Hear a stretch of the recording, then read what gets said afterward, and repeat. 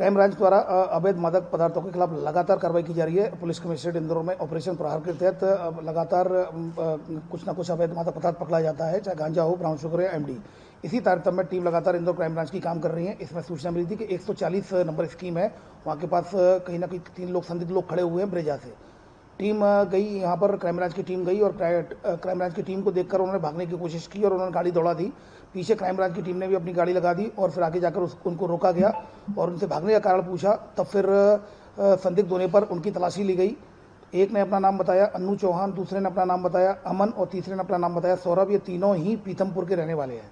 जब इनसे और पूछताछ की गई तब फिर इनके द्वारा बताया गया कि इनकी जो डिग्गी में, ब्रेजा का जो गाड़ी है उसकी डिग्गी में एक जो पिट्ठू बैग रखा हुआ है, उसमें एक सफ़ेद कलर की जो ट्रांसपेरेंट पन्नी है, उसमें एमडी ड्रग्स रखा है। तो टीम ने बिना देर किए हुए तत्काल तौल काटे वाले को बुलवाया और उसको जब मेजरमेंट करवाया, उसकी तलाशी ली गई तो उसमें 69.42 ग्राम एमडी पदार्थ निकला, जिसके कि मौके पर 8/22 के तहत इन आरोपियों को हिरासत में लिया जाकर गिरफ्तार किया गया और FIR रजिस्टर्ड की गई। कुल मिलाकर ये 3 आरोपी पकड़े गए। इसमें अन्नू चौहान का पूर्व आपराधिक रिकॉर्ड है।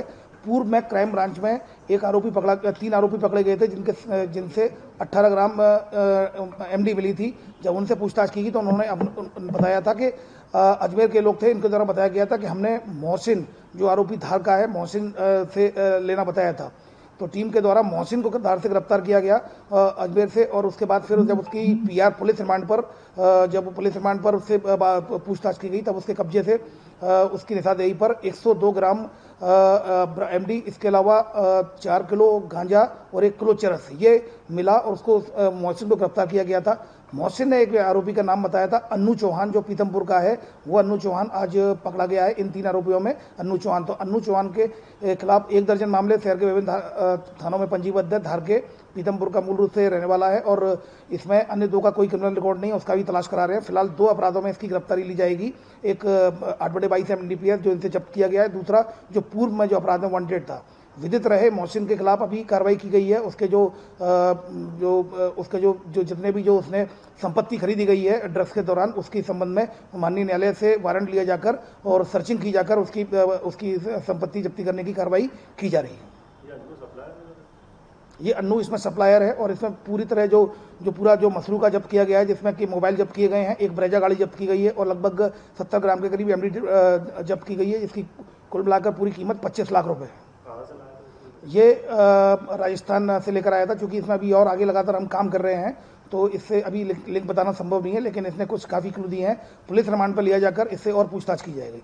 वहीं दूसरी ओर सूचना मिली थी कि सुपर कॉरिडोर के पास एक जो इन्फोसिस का जो सबवे है, सबवे की तरफ एक व्यक्ति है जो कि संदेही है, उस पर संदेही है और वो भी कहीं ना कहीं मादक पदार्थ की सप्लाई कर रहा है। तो इस पर से क्राइम ब्रांच की टीम ने पहुंचकर उस व्यक्ति से पूछा।